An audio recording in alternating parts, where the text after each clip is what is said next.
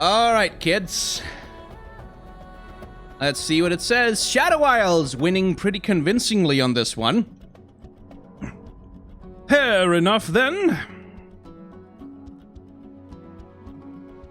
Shadow Isles it is. I've got some tea now, which hopefully I can feel my throat is slowly starting to take a little bit of damage from all of this talking. So, the tea, hopefully, will help me out there a little bit, because I need this voice. This is like, I do YouTube for a living. It's best to be able to talk. It helps anyway. No one wants to watch like a 45-minute animation breakdown with a speech-to-text, text-to-speech generated. Here, the animation shows the great...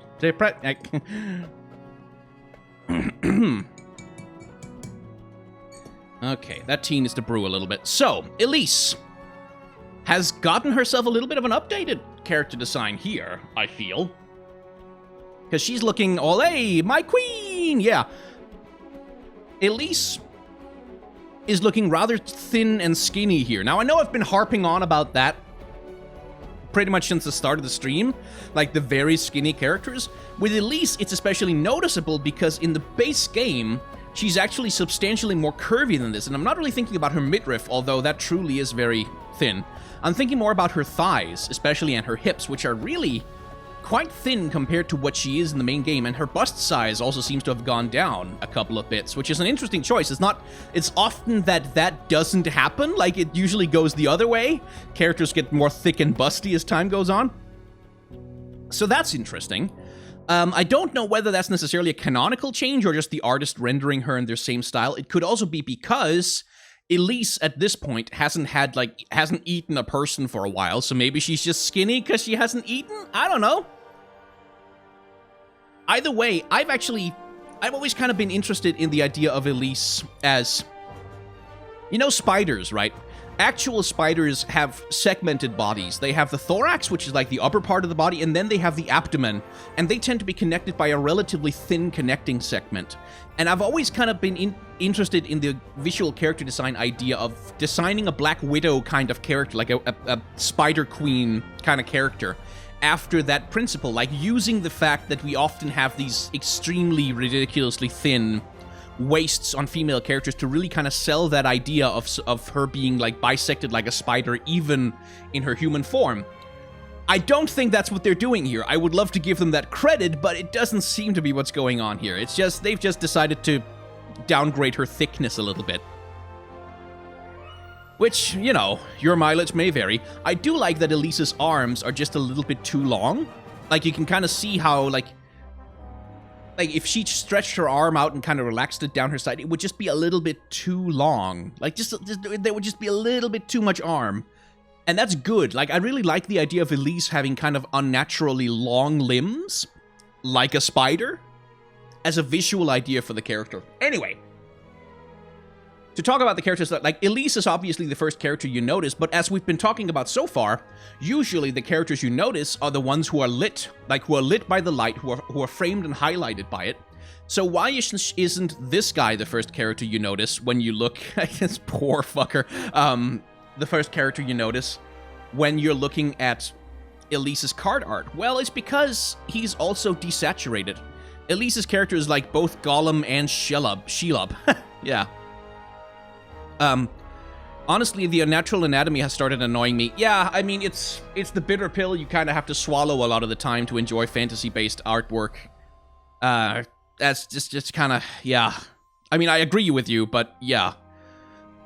It's because he's desaturated. Like, he's much flatter against the background environment that he's in than she is, because the background of Elise is all bright and lit up with light, but Elise herself is cloaked in shadow with the glowy bits on her body helping to attract attention, while that guy is much more he's almost kind of painted into the background.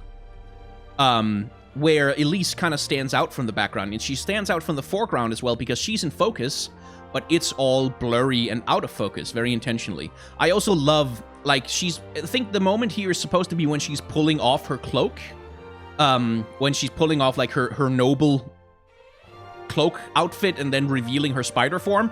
I don't know how she hid any of this, like how anyone did not see the spikes coming out of her shoulders, but but all right. But I do love the design. Like, look at the rendering on this cloth, this fabric as it's being torn away. Isn't that just gorgeous? Like the translucency and the sort of the lightness and the softness. It looks like silk, basically. And it's absolutely gorgeous. And then... oh, the poor guy. Like, this guy just cannot catch a break. And I love that you can see more victims that she's got strung up along the walls further back.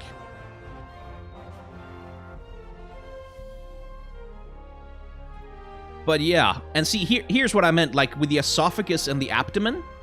Like, you could really exploit that to really give Elise, like, that you could justify giving Elise, like, the thickest ass in League of Legends if you used that as a design concept to base her human form around.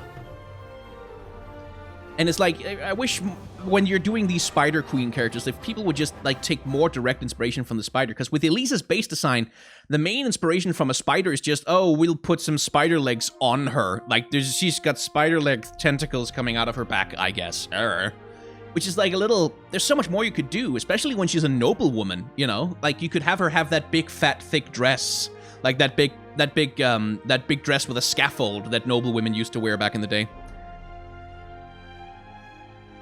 Yeah, when you're doing a monstrous human, you should go pretty far. I think you could stylize Elise more. Anyway, as far as this image goes, the nobleman is sensibly highlighted. Like, you can see the light, especially in the threads. But Riot are cowards. Yeah, a little bit sometimes. Especially in the threads, doing a good job of highlighting the prey. And then Elise herself is very highly saturated and completely in focus, while the rest of her environment kind of is desaturated and not in focus. Plus, she's glowing, which always helps. And then here we have a spiderling. I love the perspective in this image. Like, I love the sense that this spiderling is kind of reaching in over you. Almost as though you're a victim tied to the ground in those pods, like the rest of them. The perspective here is really good. Like, it looks intimidating and frightening. My only problem with it is that it doesn't actually seem to be standing on anything. Like, it's just kind of floating.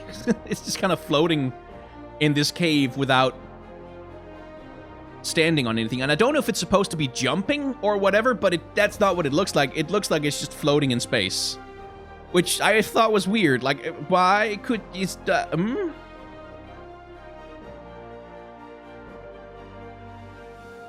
Anyway, my dear Kalista. Now, Kalista, I'm not going to complain about being too thin, because that's kind of part of the point of her character, is that she's a banshee. Like, she's this wretched, you know, deprived ghost of someone who was betrayed and murdered. She's supposed to be, like, completely sunken in and like, deprived and skinny and hollowed out.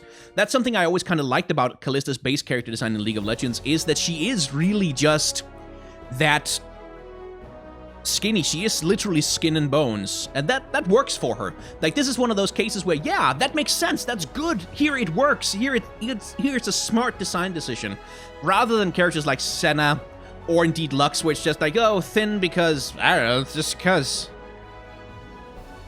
Which, you know, there's that. The framing here is obvious. Like, you can see how the trees, the pillars in the background, and just everything frames a space around her, and then in the immediate background of her, there's nothing. Like, there's no trees, there's no tree branches, there's no nothing. There's just Kalista filling up that space. And I really like the mist, the ghostly power, whatever it is, from his spear, kind of drawing that little curvy line, bringing the attention both to the tip of her spear, but also to Kalista herself. I like that Kalista towers above the viewer. Like, she is in a position of elevated power over the person who's looking at her, because, of course, she's always looking down and judging people, which I quite like. And I've always liked the idea that Riot has had of having ghost characters be translucent, like, kind of not really there, not really have flesh or bodies, but just kind of have these ghostly forms that kind of inhabit old clothes and stuff like that. And that's kind of on display with Kalista here. Like, she looks translucent. You can kind of see the spear, like, through her arm there. And that's something that I really wish they would implement more strongly in the actual game than they currently do. But yeah, the Shadow Isles take a very different approach to light a lot of the times, because on the Shadow Isles, there is no sunlight. So you can't highlight characters with external light sources, so what they do instead is they highlight them with internal light sources, as you can see here, especially Kalista, being lit up in the center of the image by just being glowing, like just glowy. She's just glowy. That's how they do that. And of course, also by the rest of everything that surrounds her being less rendered, less detailed, and kind of out of focus. One thing I'm a little annoyed with here, though, is that if she's supposed to be so skinny, then why does she have such wide hips? Like, why does she have the thighs and the hips? I mean, come on, make a decision. Is she a skinny ghost who's barely more than a skeleton with a little bit of flesh stretched over it, or do you want sexy ghost waifu? Because we can have one or the other, we can't have both. Anyway, anything else that's interesting? Well, I like the contrast between, like, the dark, burnished bronze of her outfit, like her gear, kind of like ancient Roman gear, kind of. It's always had that kind of legionnaire aesthetic to it, as contrasted with the brightness of her glowy body. Like, that's always been a really good part of Kalista's character design.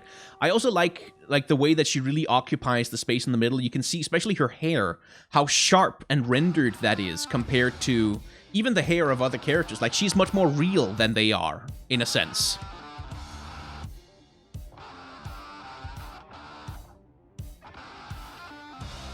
Which, of course, also makes sense within the lore, because within the lore, Kalista is one of the few spirits of the Shadow Isles, not the Blessed Isles, the Shadow Isles. She's one of the few spirits of the Shadow Isles who has managed to hold on to some element of her personality, of her individuality, who's not stuck or trapped in the Black Mist. Anyway, Thresh. This is a lovely illustration. I don't feel 100% convinced that it was supposed to be card art originally. I think they made it card art, sort of, just because it looked really cool.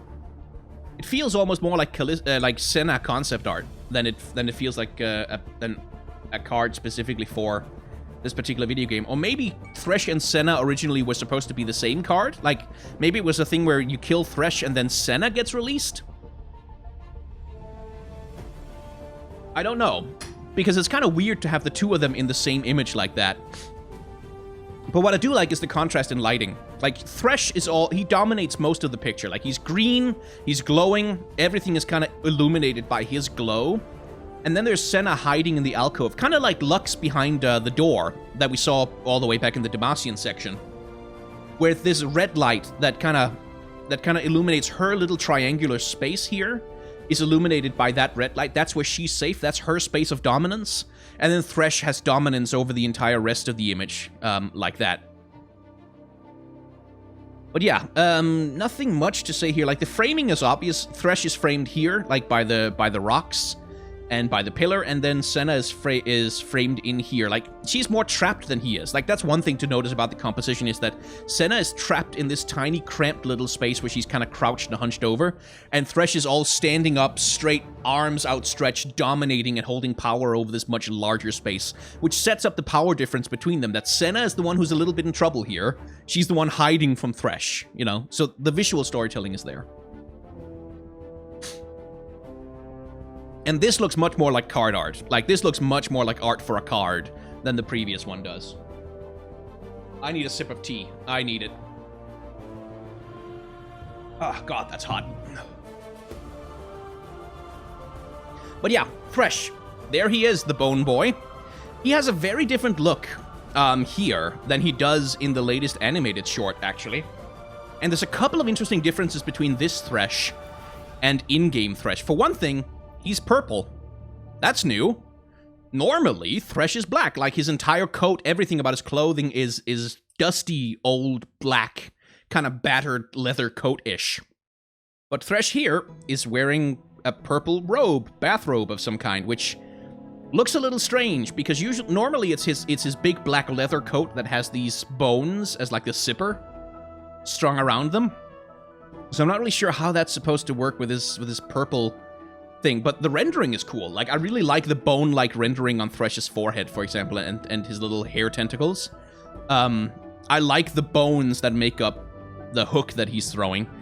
I'm unsure about the hands, because, like, in-game, Thresh has bone hands, like it's actual bone hands, like sharp, spiky bone hands, but bone hands nonetheless. These look more like dragon claws or something like that. And that's a little bit odd, because like so much of the card art so far has been really on model with the main League of Legends game, but this Thresh looks a little bit more like a early concept art or even a bit of fan art or something like that. And the lantern too. Yeah, the lantern looks a little off. You're right about that. That also, because Thresh's lantern in-game and in the animated short that we took a look at recently is made of bone as well. Like, it also has this bone aesthetic thing going on. It's not made of bone, but it has that thing. So, I don't know. It's his old clothes when he was alive? Yeah, I guess, maybe. But why? Why are you... Like, the question I have is, why doesn't Thresh look like he does in-game for this card art? It's fine art. Like, I really like the framing of using the chain and then the swoop of the lantern up here to create this round space where Thresh's, like, visage and his arm can really dominate, but it's weird that he doesn't look like he does in-game, really, very much at all. On the other hand, on the positive note, Hecarim is looking a bit better these days. Like, he has always been kind of an awkward character in League because he's a horse character from early days in League of Legends. Like, he's quite old. And he was created, like, with Warcraft 3 era 3D aesthetics, and it's like, yeah, he looks a little goofy. He always has. I've said before that I prefer if his upper body was located in the middle of the horse, and he was like a horseman riding a headless horse or something along those lines. I feel like that would be more terrifying, rather than just be a centaur guy. But he looks good here. And again, you can see the framing happening with the cliffs and the background. Like, this creates this stage almost for him to stand on that kind of frames Hecarim against the background of the rest of what's going on. I also like the smoke. Like, I like that it almost looks like he's steaming away, like his ghostly power or whatever it is. Something I do notice about some of the Shadow Isles stuff is that it looks a little bit like its earlier stages of concept art, like than the rest of the game. Like, again, this looks like a somewhat different aesthetic than this here, right? Which I guess isn't that different from what happened with Teemo, but, you know, still. But yeah, here we have Hecarim with his Iron Horde, tearing apart some poor Demacians. Ugh, poor buggers.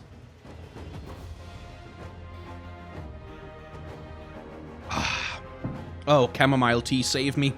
I like the hand that's kind of just been lopped off. It's just kind of flying through the air with a sword, flying away. Clearly, Hecarim has done that. I would have loved to see some speed lines to kind of indicate what he was doing with his scythe that kind of cut all these people down, but you can it's kind of inferred by the pose and the posing. And again, unlike Noxus, unlike something like Demacia, the light sources here are internal. Like, characters are highlighted just by glowing. They glow themselves, and that sets them apart from their background. I should take a look at Spectral Rider as well. Not that much to see here, but again, you can see, like, you don't need a light source when your character can glow for you. And that works really well for the Spectral Rider here. Like, it really sets him apart from the dark background that he's riding against. And it makes him pop. Like, it really makes the character pop out and be visible and obvious.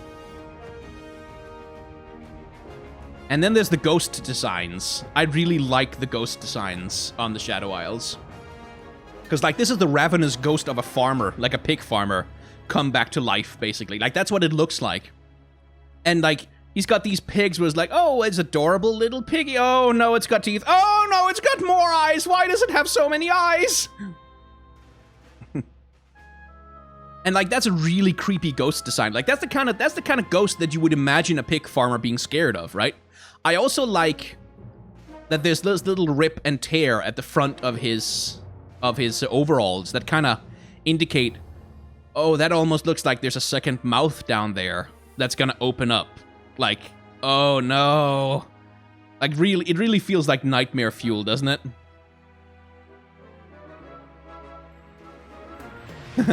Another hapless aristocrat. This is a different one, however. Like, this is another one of Elise's hapless victims, as she apparently has just molted out of her cocoon and is about to have herself a meal.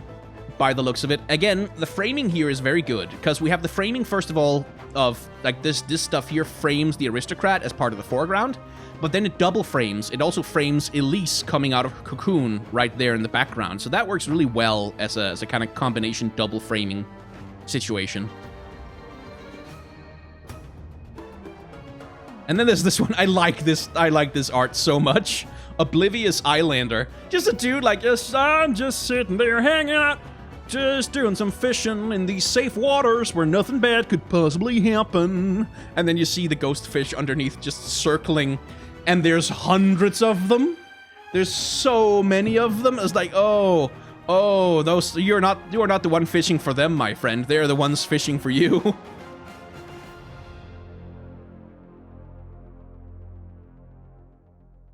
And that's just kind of lovely. And I love the little details of, like, what he's got on his boat. He's got this bait bucket, and he's got these different lures for different kinds of fish, and he's got a net, and he's got, like, fish he's already caught. And he's got his pipe, and he's kind of sitting back. And I like the use of lighting here, because here we get some natural light, which is something we don't often get in Shadow Isles art, right? Like, we get natural... This looks like sunlight that's coming down from above. Like, it's a nice evening. He's sitting out there fishing. He hasn't been looking at the water for a bit. He doesn't notice all the glowing lights that are coming towards his boat, because nighttime is coming slowly. I wish Hecarim looked like he does on the Runeterra map Riot released a while back. Yeah. That would be cool.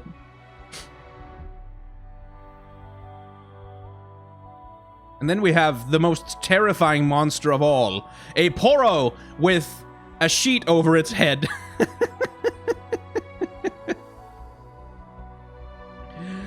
Like, I mean, there are worse ways to die. Yeah. And I like that it's not really clear. It's not really clear if the ghost is coming for the Poro, or if the Poro is somehow summoning and controlling the ghost.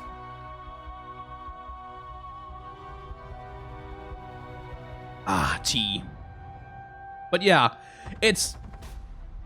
Every region, like all of the regions in the game, I think, except maybe Piltover? No, Piltover also. All of the regions have a Poro or two in their arsenal. Like, they all have one, and this is the Shadow Isles one. It's like, I love the juxtaposition, like, of this adorable, fuzzy little thing with a sheet over its head, and it's about a little fishy bushy bush. And then there's the horrifying specter of some long-dead soul coming to claim the very lifeblood from the innermost parts of your body. Like, this horrifying specter, like, really rendered out in proper horror style. Really fucking terrifying. And then, I'm a ghost! It's just lovely.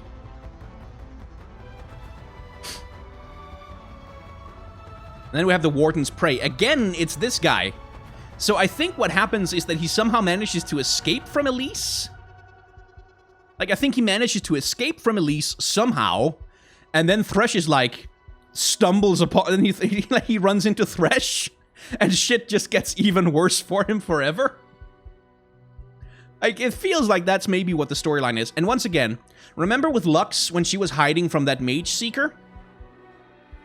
There was that door between her and the Mage Seeker that provided a full barrier, like that cut the picture in two. One half containing her, one part containing her, the other part containing the Mage Seeker. Exactly the same compositional trick is being used here. We have this gravestone dividing the picture in two, with the hiding space for the aristocrat over here, and then Thresh's space for searching over here. And it works really well. Like, that compositional little trick always does wonders when you need to display a split image where the characters are separate from each other, like they're not in a connected space, but they are, like, in the same area together. So here, Thresh looks a little bit more like he does in game. He's still kind of purple to me, and people are telling me that maybe he also looks purple in game. Really? Does he? I don't feel like it, but sure.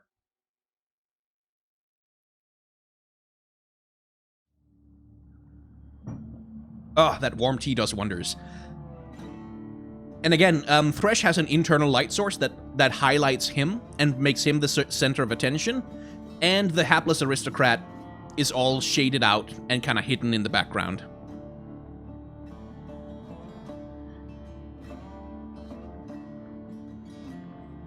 Na, na, na, na, na, na. Na, na, na, na, na. And then there's this motherfucker. Yeah, good luck sleeping tonight. This is a nicely terrifying monster. Like, this is a scary-ass monster design. Like, god damn. And there's two brilliant things that are going on here. First of all, it looks like a spider. That's terrifying, number one. Second of all, look at its legs. Its legs are the trees of the forest. Like, the very trees of the forest around you are the legs of this terrifying 100-limbed arachnid that's kind of just shambling towards you. It's too long. It's like a worm, almost. It's like, everything is wrong with it. Everything is wrong with it. It's too many teeth. It's got too much saliva. It's too long. It's too bloated. It has too many legs. Is this... And that's the good monster design. Like, that's the good monster design. That's the scary shit. And again, the glowing light internal to Shadow Isles monsters, monster fakers have locked on, internal to the Shadow Isles, is doing the job of highlighting all of that, while a little bit of natural light, or natural-looking light, is doing the job of highlighting the Demacian soldiers who are about to be lunch.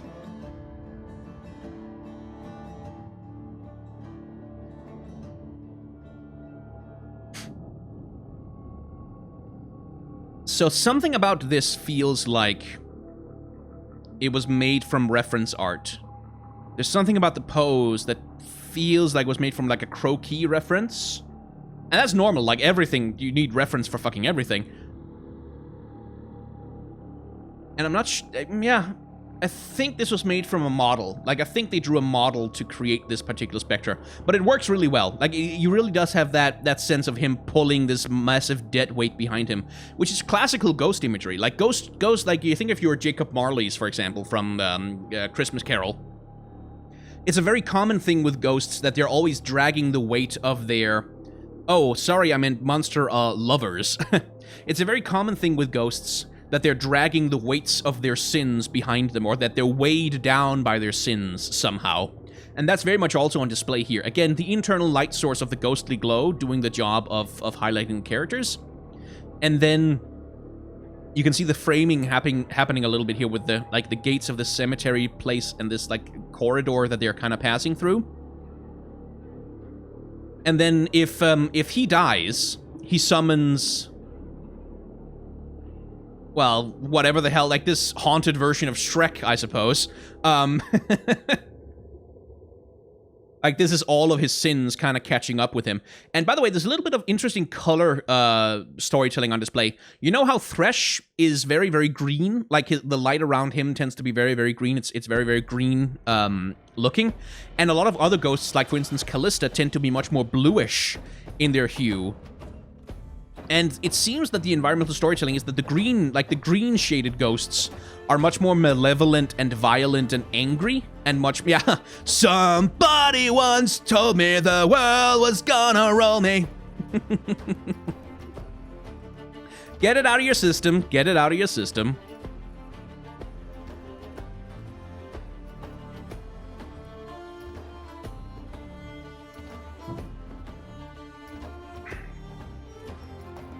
But yeah, so green seems to indicate much more aggressive and powerful ghosts. Again, the framing is the same. You can see the foreground and the fallen ghost in front of it being used to do a lot of the framing to kind of center the beast, and then the glowiness of the beast itself is providing the light source. I do love the idea of taking the front of the cage bars or whatever the hell this is, and then turning that into the face and the mouth of an angry ghost. Like, that's a really clever way to turn the thing itself into a haunted porta potty, whatever it is.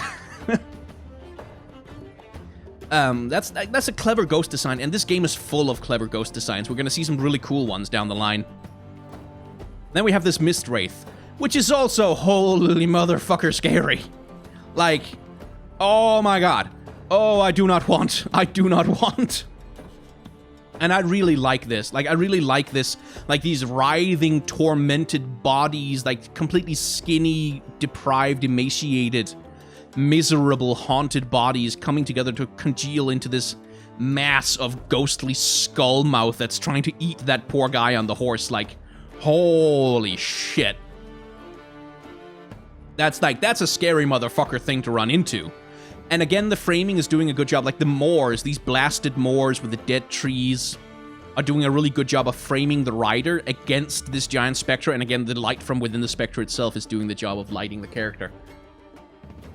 But what I really like about this is the sense of scale and perspective. Like, the rider being there, you get the sense of just how motherfucking big this thing is. Like, how huge and overwhelming and terrifying it is that fills up the entire sky as it bears down upon you.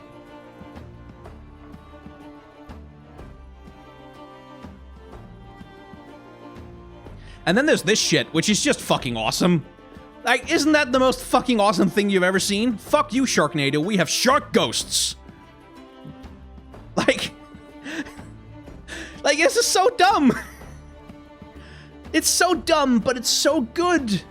Because it's a fucking chariot being pulled by angry ghost sharks! Like, it's just good. It's just, I love the splash of this thing just kind of thundering out of the water in the sky. Holy fuck! Ah! It's like, you can just see him like, fucking hell. Absolutely terrified. And this giant-ass shark, like, the sharks are the characters here, by the way. The rider in the chariot, who cares? He doesn't matter. He's not interesting. But the sharks with, like, the with, like, the collars on, dragging this thing behind them. It's so good. I really just like this card, full stop. Just because it's shark ghosts, man. It's shark ghosts. And then there's this lady. And here we get to talk a little bit about color theory. So, what I can make out from the context of the picture itself. This is the Demacian invasion of the Shadow Isles that goes rather terribly wrong. Just really, really badly wrong in a lot of ways. And I think this lady is like she's a soul shepherd. Like, she's some kind of priestess or spirit guide who helps the dead on the Shadow Isles escape the Black Mist and come back and, like, make it to the afterlife rather than being trapped on Runeterra forever. And it seems because they can see kind of she's drawing spirit energy out of the dead bodies, and it's following her as she's walking forward. Because she's basically taking the souls of these Demacian soldiers home, which probably a good idea rather than add to the Shadow Isles armies. What I really like here, though, is the color contrast. She's not, unlike Demacians usually, she is not dressed in blue. Like, she's not dressed in that bright blue, because that wouldn't do anything to set her apart from the environment. She's dressed in bright red, the color of life, the color of blood, and, like, just generally speaking, the color of feeling and eroticism and sex and passion and love. Like, this really powerful signaling color, which makes her stand out beautifully, absolutely brilliantly against the bluish ghosts and the blue and the gray and the muddy ground and the misty backgrounds. Like, that does a really good job of marking her out as an individual to watch. And that, again, is just from an image compositional standpoint really well done. And here's some fantastic ghost designs. Look at that. That's a fantastic set of fucking ghost designs, isn't it? Like, come on. Ghosts that are cursed to drink forever. And, like, this guy, they become made of the things that they, obsessed over in life. This guy has a barrel for a head with a faucet coming out of it where his mouth should be. He's got bottles just kind of popping out of his body. He's got tankards for wrist bracelets. He's got a flagon for an arm. And this guy has a tankard for a head. Like, a tankard that's already full of beer, into which he constantly pours more ghost beer, whatever it is. Like, that's really good ghost design, because that's combining the idea of a haunted object with the idea of a haunting person. And that's just, like, that's visually, that's just cool, isn't it? That's just awesome to look at. And then we have the Kraken. Which, I mean, to me it seems more like a bilge water monster, really. But some fleeing the ruination tried diving beneath the waves, believing the corruption wouldn't seep into the depths. They were wrong. Yeah, as it turns out, also octopuses get turned into ghosts. Ghost octopus, that's what that is. Not a lot to say about this artwork. Like, you have that classic juxtaposition of, like, above the sea and under the sea, where I would have kind of liked to see more of the ghost's tentacles kind of reaching down, forming, like, an impenetrable web or something. But you have this victim falling into the sea, you have this ship from Noxus, I think, or is it one of the Bilgewater Raider ships, maybe, being torn apart? And yeah, like, not much to say about it, it's just good. It's just a perfectly sensibly composed piece of artwork.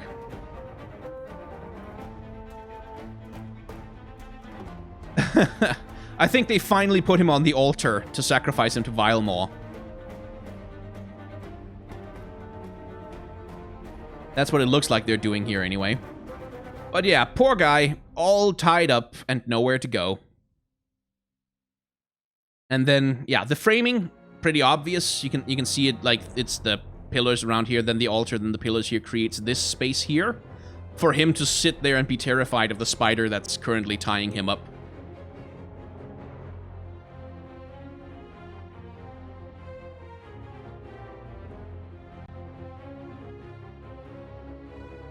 Iron Harbinger.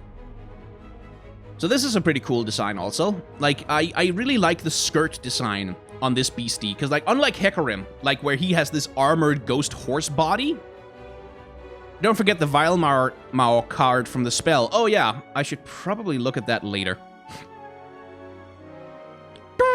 Yeah, it's a dude card. I like the skirt that comes down over here. Like, these long spikes that kind of follow along the stallion body that he's sitting atop. Like, that works really well as a visual little punctuator.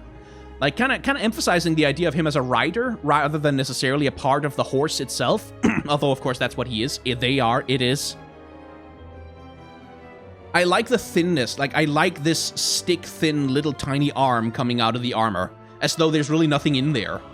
I think that's again, with ghosts especially, that emaciated look, that deprived look is really good. It works really well.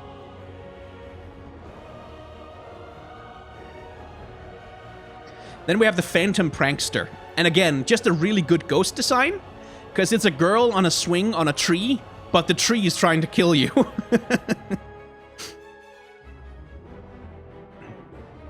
And again, the framing here is obvious. Like, the frame comes with the monster design. It creates a little frame for the girl to sit in, and she's glowing, so that it's easy to get a look, it's easy to take notice of her. And then, like, you have this combat scene that goes on down here, which is not framed really at all. Like, there's really no frame highlighting it, so you kind of have to discover it just by looking at it, which I quite like. And I quite like that it seems to be a siege battle of some sort, because fireballs are coming in from afar to kind of help out these poor doomed idiots. As this guy apparently is trying to put a claw on it or something to tie it down, I guess. Yeah, good luck with that, dude.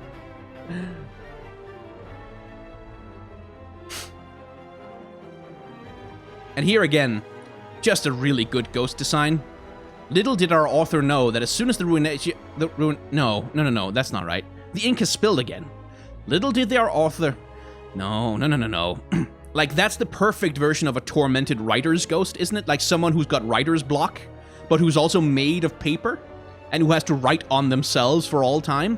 I'd really love that. I'd really love, like, because there is no body there. Like, there's no ghost body like with the other ghosts. There's just a glowing light illuminating this twisted form of parchment sitting in front of a table, writing on its own flesh forever. Forever. And forever. Like, that's just really good ghost design. Again, like we talked about, good ghost design tends to have the ghosts carry this weight of their sins with them, like the weight of their life. And that works really well. Like, that just does a really good job. Plus, the parchment that's flying around here does a good job of framing the ghost. Alongside, of course, the windows and the general layout of the room. And this is just a really immaculately composed, because it looks like you just walked in on this guy, right? You just open the door and there he is, just sitting there, writing forever without ever getting anywhere, writing the first sentence of a story over and over again. until eternity, you know?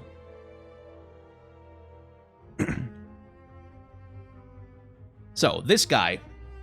Not a lot to talk about here. He's sort of just a Voldemort kind of looking guy. I like the idea of kind of turning his face into liquid, like, and having it melt all over him to give him this pained expression. But as far as, like, a character goes, there's not that much there. Like, it's like, the composition is good in that we have all these ghosts kind of being drawn to this wand and screaming at it. And, like, that's also being drawn by, like, the action line of the guy. Like, drawing us into the sky and in drawing our perspective in that direction. But as a character, there's not much there. Like, there's no... I don't get a sense of who this guy was in life or what he was about. He's just a ghost. On the other hand, apparently there are non-undead crocodiles in the Shadow Isles that collect ghosts in cages. Put them in a cage, tum to tum, pluck up every soul one by one, let them go, no sir, else the spirits make quite a stir. So apparently there's this crocodile guy just hanging out in the sewers of the Shadow Isles, catching ghosts? Is it Renekton moonlighting? I don't know. But he's just there. What I like about this guy is that we don't get to see his eyes. It almost looks like he might not have any, because he's just like this one giant open mouth of a thing. But yeah, that's a little unusual. Like, I wonder where that's supposed to fit in the lore. I mean, obviously it isn't, but I wonder where it might be supposed to fit in the lore, if you asked someone about it.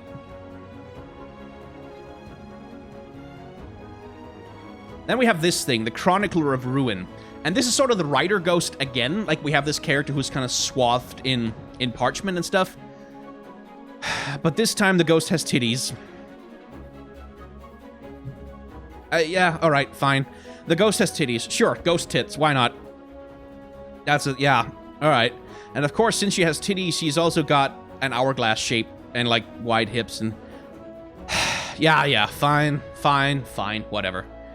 Yeah. Like, the framing is good. Like, I like that the floating books are making a frame around her. I like that there's kind of this ghostly light coming in, as though she's sitting in kind of a cathedral, almost. That's also doing some of the illumination for us, unlike many of the other ghosts that are only lighted internally. Sure, the crown, yeah, the mask, sure, I guess. But it's like, really, that's the best you could do? Like, if you wanted to do a sexy ghost, that's the best you could come up with? Bit boring, innit? See, because this is like... This is more interesting to me, really, because this is like a take on the classic Banshee. Right? The dead woman come back to life. Like, this is literally a woman with death hood over her head. And, like, chains and something that almost looks a little bit like a straitjacket draped over her. And, like, that's the kind of place where, like, where sexuality, like, you know, kind of like the nurses in Silent Hill, you know? The nurses in Silent Hill are like, oh yeah, they have the sexy titty, they have the thighs, they have all that stuff, but then they also have these horrible melted faces, and, like, they look absolutely terrifying, so that you have this tension between them being sexy, and then them also being horrifying abominations that will tear you limb from limb if you let them get close to you. And that's something, like, if you really want to do fucking ghost titty, then I would lean into that. Like, I would have that juxtaposition of the sexy and the horrifying, rather than just ghost titty. Like, what even is that? Is that parchment? Is that what that's supposed to be? Honestly. Like, I hate the laciness. I just do. Anyway, someone says that's a reference to La Llorona? Llorona? I don't know how to pronounce that. Okay, I don't know anything about that, unfortunately. I'm not really up on... Is it that Mexican mythology, or is that more... I don't know. Unfortunately. But I really like the design. Like, I like the frightening aspect of, like, this hooded head with no face just kind of coming for you. Like, that's good. That's really good. This ruined ghost bride kind of look going on for her. And again, the framing, the trees doing the most of the work for that one.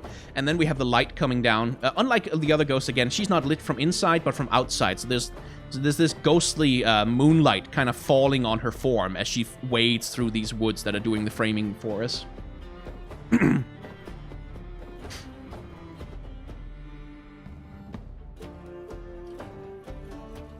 Then we have this guy.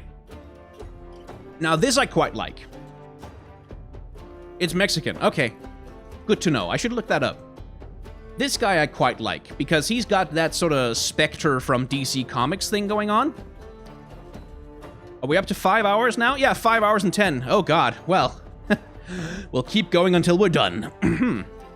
I like, because he's got that faceless, like, he's got a hood, but no face inside the hood, right?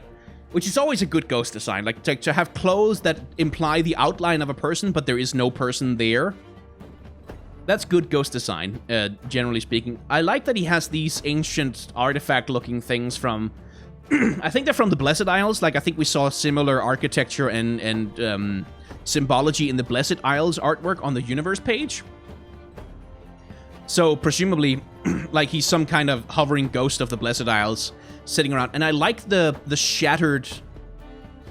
like, ruins that he's floating in. Like, almost everything here is stopped in time, almost. Like, it's just kind of floating, hanging in the air, doing nothing, never falling apart, never falling down, just stuck. That's a good environment to have a ghost in as well. And I like that he does have legs. Like, you can see his feet, you can see them, but they're kind of almost obscured. They're hidden in those, like, flying... like, rags of his coat that kind of coil around everything, kind of obscure the form underneath. That's good ghost design. He's a headless character. It works. And again, framing, pretty obvious right here, and then the light behind him, framing him because he's a darker character.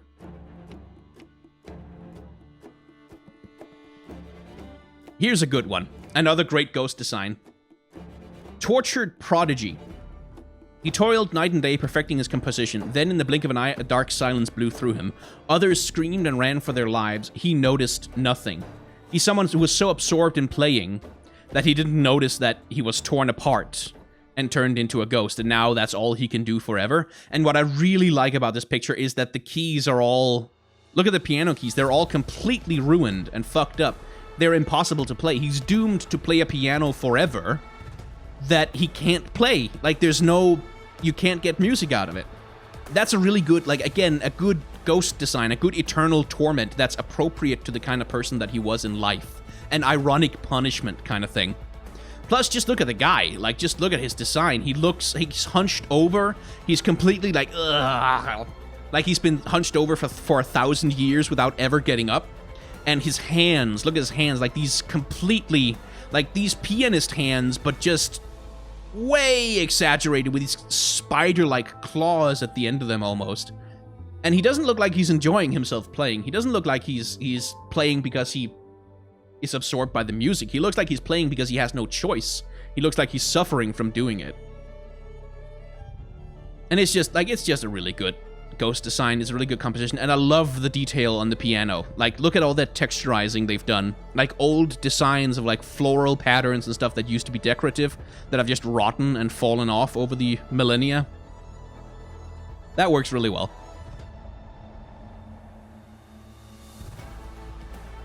Then there's this big boy. Now, not a lot to say about him. Like, the framing is obvious. We've got these pillars, like these columns framing him. Then there's the light that comes both from above and from inside him that does the job of highlighting the character. And yeah, just, like, it's nothing much to say about it. It's kind of a standard. I mean, I'm a little bored with the idea of, ha ha ha, he's fat because he eats a lot. Ha ha. Like, that's a little lazy. But yeah, sure, why not?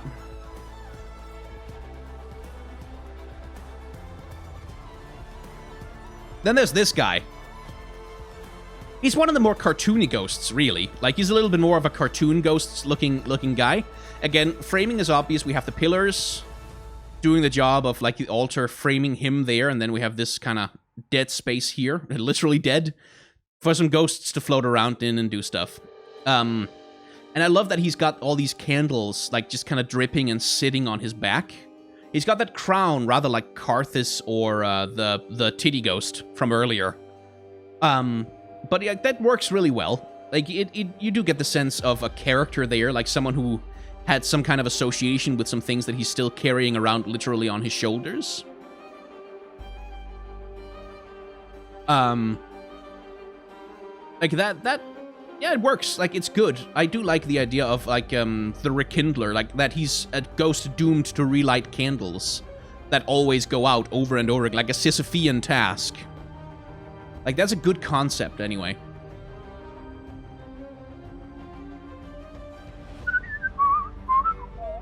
Then there's this large boy, who is some kind of ghost snake?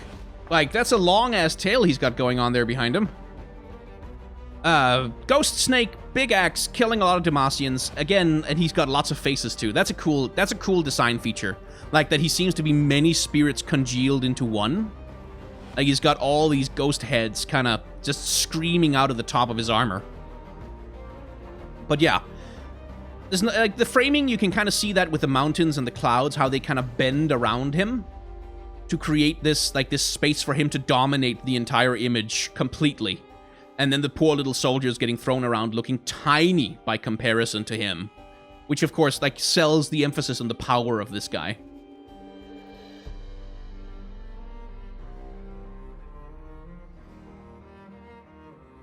Cut the enemy Nexus health in half? Last breath, return me to your hand? Jesus Christ, what the fuck kind of card is this? Thank God I haven't run into that. My lord. Okay, Ledros. Well, we know about Ledros. Ledros is Kalista's long-lost lover. Well, not lover, because in life they were kind of too awkward, and they didn't want to ask her out, and she didn't want to ask him out, and it was like a whole thing. And then, like, maybe one of them was, like, interested in someone else for a while, and they don't know. They kind of got together, and then they didn't get together, and then they didn't get together. That's Kalista's man. It's her dead boyfriend, basically, who survives, as it were, as much as you can, as a ghost on the Shadow Isles, in the Black Mist, who went on quite a long quest trying to restore Kalista to sanity. Like, trying to snap her out of her obsession with revenge and help her remember who she was. And Thresh was observing him from afar and kind of laughing at him because he knew he would fail. But yeah, very good large ghost boy. The design is nice. Like, it's kind of cool. Like, I like that he's sort of this snake-faced guy with these long-ass fangs and stuff. Like, I don't get a lot of clarity on personality from him. Like, since he's Ledros and since he's a character from the lore, I kind of would have liked to see more like Kalista, more like his old personality, more like what he used to be, rather than just this twisted, aggressive, angry hate ghost thing, which is more like what Hecarim becomes. I do like that he's got these thin, tiny little stick arms that go into these gloves that are way too big for him. Like, that's kind of a good way to show that he's not actually very, like, there isn't much power there, that he's emaciated, that he's all drained out. The chains are good because the chains are classic imagery that's sort of associated with being bound to a duty or having some kind of weight tied to you or being chained to something, like being trapped in something. Those are fine, but yeah. It's like, I wish there was more personality to him rather than just edgy darkness, like, I'm the album of a metal cover, like that kind of thing.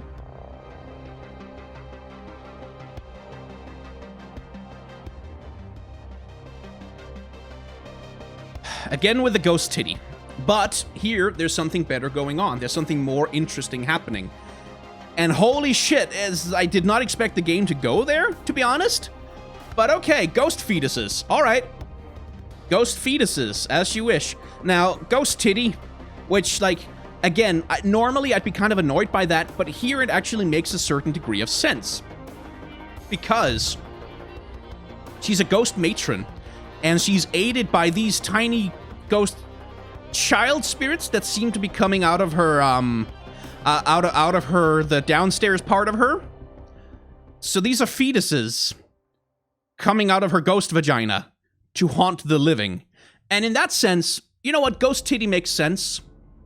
Ghost titty makes perfect sense because she has motherhood imagery. Like, there's motherhood going on there. This is someone who gives birth to ghost fetuses that then hunt and destroy the living, and maybe she nurses them at her breast. Like, okay, fine. Ghost titty makes sense in this case. And also, that's fucking terrifying. Like, Jesus Christ, that's fucking terrifying. And even worse is, like, this scaffolding here, right? That looks kind of like spider legs almost. That's the kind of scaffolding that a Victorian lady would have on her dress. Like those big-ass poofy dresses that they used to wear.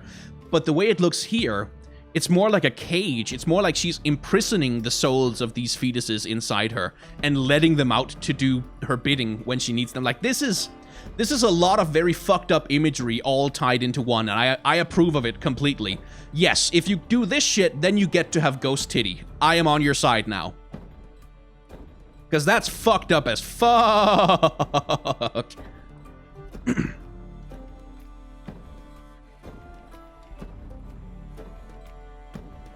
And then we have the Scuttlegeist, which is like a very large scuttle crab, and things went terribly wrong for it. And it's like, again, you can see the framing a little bit, like you can see how the land and this mountain and sort of the area around it frames the beast itself. But mostly it's just like the scale is the thing that makes this thing terrifying. Like, you can see how tiny human beings are in comparison to this giant thing that just wears a ship on its head. And it's also, I like the idea that it's kind of, you can see how its shell is broken in many places and it's kind of rotten, almost. Like, you can see rotten flesh inside. Like, it's a zombie kind of creature, and it works really well. Like, it's a terrifying thing to have come out of the ocean at you. Whew. And that, my friends, is the Shadow Isles, leaving us with Ionia and Noxus. And Noxus, in the polls so far, has been by far the most popular. So, I'm gonna take a break. I'm gonna brew myself some more tea.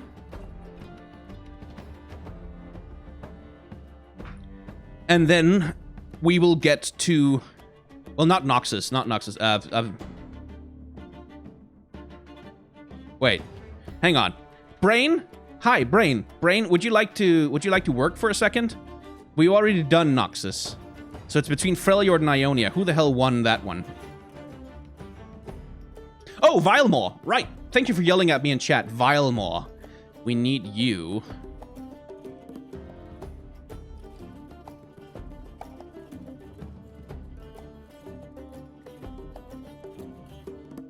There he is. So, that's Vilemore. Who's... I think he's in Demacia here. Like, it looks like Demacian landscape, at least. Bursting out of the ground, being an asshole to people. And again, you can see the framing. Like, you can see how the landscape frames him against the sky. And I really like just the things just kind of being, woo, thrown into the air. Like little ragdolls. Like the poor horses, of course. But, like, that's good chaos. That's good visual noise. Anyway, now break. Then I'll figure out which one got more votes, if it was Freljord or Ionia. I think it was Freljord. But we'll find that out when I get back.